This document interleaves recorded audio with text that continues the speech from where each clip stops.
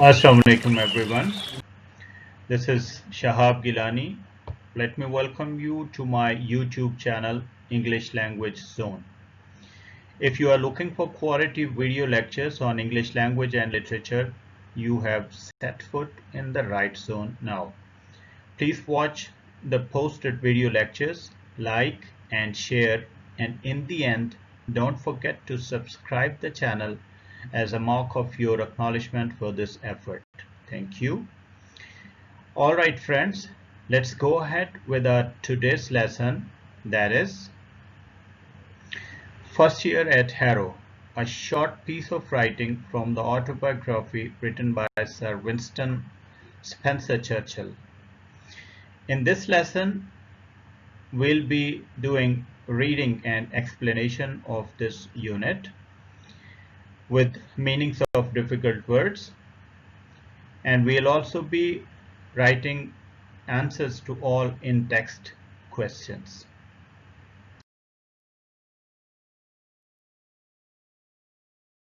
Well, following the learning objectives of our today's lesson, by the end of this lesson, you will be able to enhance your reading, thinking, and writing skills, deduce the meanings of unfamiliar words from the context and enhance your vocabulary, answer questions by recalling, interpreting, and extending your comprehension of the extract. Alright, dear friends, let's continue with the reading explanation of paragraph number 1. I had scarcely passed my 12th birthday when I entered the inhospitable regions of examinations through which for the next 7 years I was destined to journey. Examinations were a great trial to me. The subjects that were dearest to the examiners were almost invariably those I fancied least. I would have liked to have been examined in history, poetry, and writing essays. The examiners, on the other hand, were partial to Latin and mathematics. Well, let's have a look at the meanings of all the difficult words in this paragraph. Scarcely means hardly. Inhospitable means unfriendly. Regions means areas. Destined to means bound to.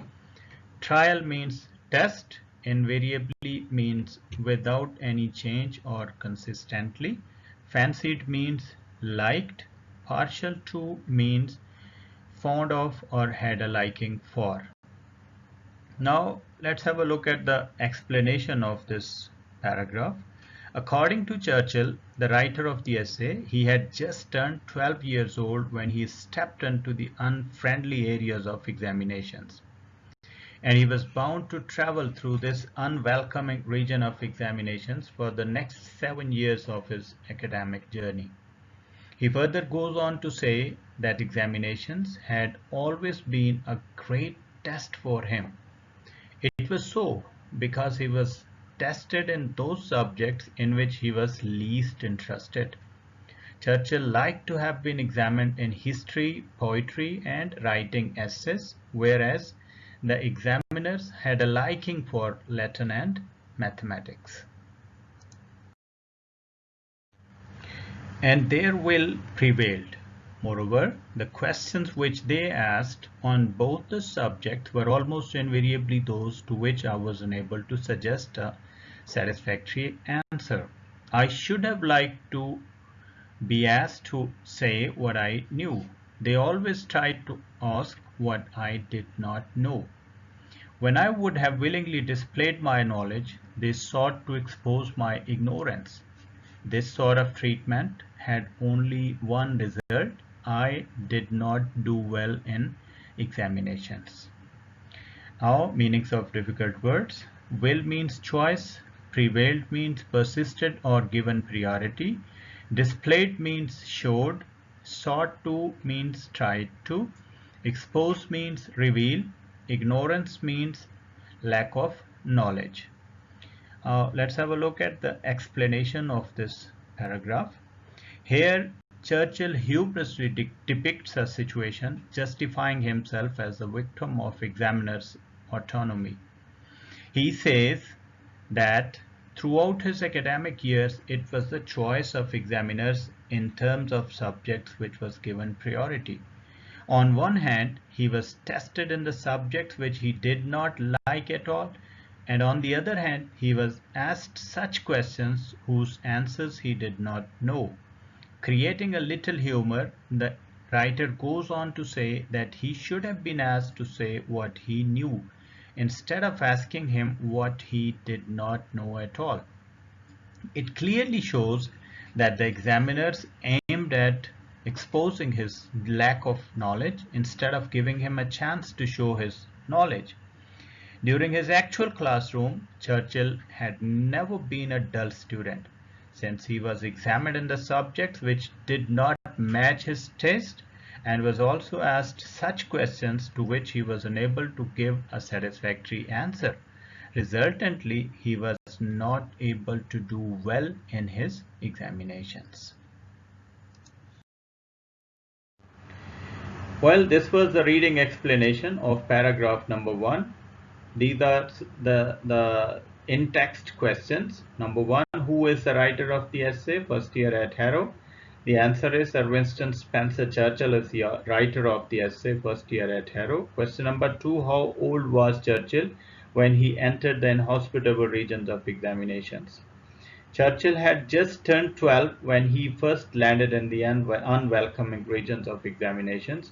There he was bound to journey through the next 7 years. Which subjects were dearest to Churchill and which ones were fancied by the examiners?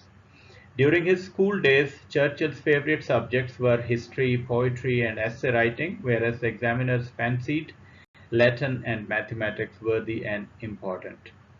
Question number 4. Why were the examinations a trial to Churchill, and what sort of questions did the examiners ask him? The examinations were a great trial to Churchill because the subjects in which the examiners tried to test him were always those which he liked least. The writer wanted to be examined at history, poetry, and writing essays, whereas the examiners were interested in Latin and mathematics. Moreover, the examiners asked such type of questions whose answers he did not know.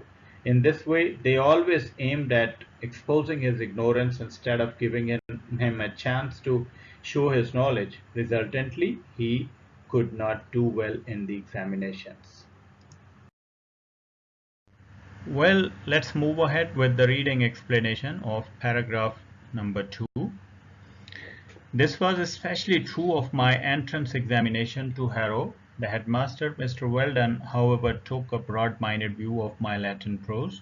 He showed discernment in judging my general ability. This was the more remarkable because I was found unable to answer a single question in the Latin paper. I wrote my name at the top of the page. I wrote down the number of the question 1. After much reflection, I put a bracket round it thus, like this. But thereafter, I could not think of anything connected with it that was either relevant or true.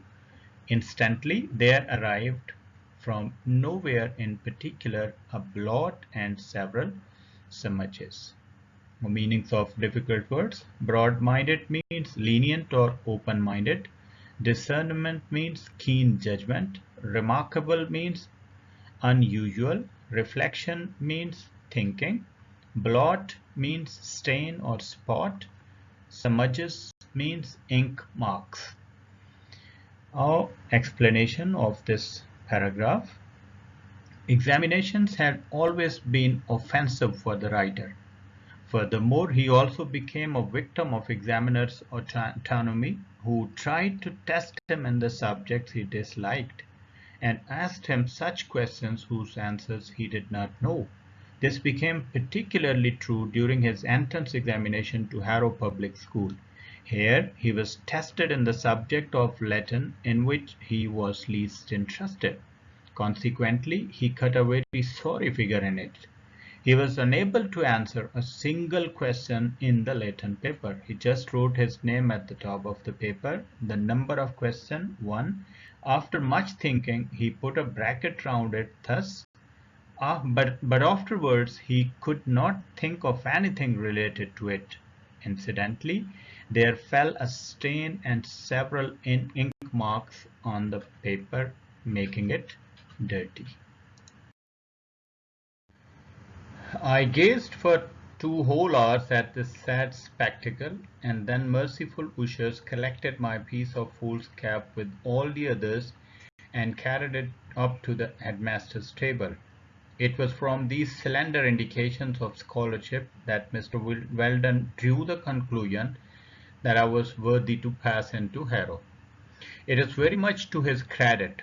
It showed that he was a man capable of looking beneath the surface of things, a man not dependent upon paper manifestations. I have always had the greatest regard for him. Gazed means stared or looked. Spectacle means sight or display. Merciful means compassionate. Ushers means invigilators. Piece of fool's cap means piece of paper. Slender means slight. Indications means signs. Manifestations means expressions. Now explanation. Churchill was quite unlettered in Latin. He did not like this subject at all. That is why he was found unable to answer a single question in the Latin paper. He was allotted 2 hours' time to attempt his Latin paper. He did not write answer to a single question and spent the allotted time in staring at the sad spectacle of falling of a stain and several ink marks on his paper, which made it dirty. And in the end his paper was collected by the invigilators and carried to the headmaster's table. This is how he attempted his Latin paper in his entrance examination to Harrow. But to his great surprise, he was granted admission in Harrow. The headmaster, Mr. Weldon, granted admission to Churchill by absolutely ignoring his inability to attempt his Latin prose paper in his entrance examination. Being an experienced educator, he clearly understood from Churchill's meagre performance in the test that he was unfit for studying Latin but could be permitted to study English. Hence, he overlooked his paper manifestation and, looking at his hidden potential, granted him admission in Harrow. Well, dear friends, hope you have understood paragraph number 2. Here are some in-text questions from this paragraph. In what way did Mr. Weldon take a broad-minded view of Churchill's Latin? The headmaster, Mr. Weldon, granted admission to Churchill by absolutely ignoring his inability to attempt his Latin prose paper in his entrance examination. Being an experienced educator, he showed discernment in judging his general ability instead of sticking to his performance. These are the ironic remarks of the author. He ironically says that Mr. Weldon overlooked his mere paper manifestation and, looking at his hidden potential, granted him admission in Harrow. Question number 2. How did the writer attempt his Latin paper? The writer got a very sorry figure in his Latin prose paper during his entrance examination to Harrow School. He was unable to write even a single answer in his Latin paper. He was given 2 hours time to attempt his paper. He just wrote his name, question 1, and after much thinking put a bracket round it thus. Later a blot and many smudges dropped down by chance from somewhere, making his paper dirty. With this, we come to conclude our today's lesson. Thank you so very much. Allah Hafiz.